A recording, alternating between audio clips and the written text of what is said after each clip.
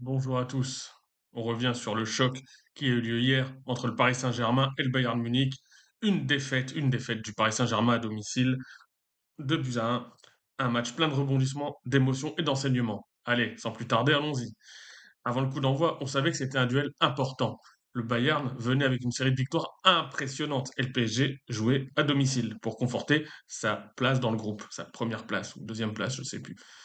Mais dès les premières minutes, les Allemands ont montré qu'ils n'étaient pas là pour faire de la figuration et dès la 4e minute, le Bayern ouvre le score grâce à Luis Diaz qui conclut un contre foudroyant.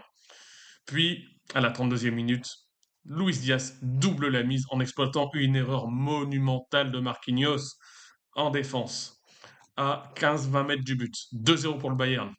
Et juste avant la mi-temps, le tournant du match, en tout cas c'est ce que je pensais, coup dur pour le Bayern, Luis Diaz est expulsé après un tacle sur Achraf Hakimi, un tacle que je ne conseille à personne. Un très très très mauvais tacle. Donc le PSG perd peut-être un de ses hommes forts, son homme fort, et un homme en plus sur les effectifs, sur le terrain pour la seconde mi-temps. En seconde mi-temps, le PSG pousse, le PSG domine avec la possession, mais peine vraiment à se créer des occasions très très franches.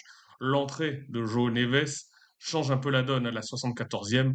Neves réduit le score d'une belle volée après un très bon service. Malgré la supériorité numérique, le PSG ne parvient pas à trouver l'égalisation et le Bayern tient bon jusqu'au coup de sifflet final. Alors, qu'est-ce qu'on peut retenir de ce match? Le Bayern a été très très efficace dès qu'il faut, avec un début de match vraiment tonitruant. Le PSG était pris à froid. La défense n'a pas répondu présent dans les premières minutes, sans compter cette horrible erreur de Marquinhos. L'expulsion du Bayern aurait pu changer le match, mais le collectif bavarois a su se recroqueviller et gérer la pression.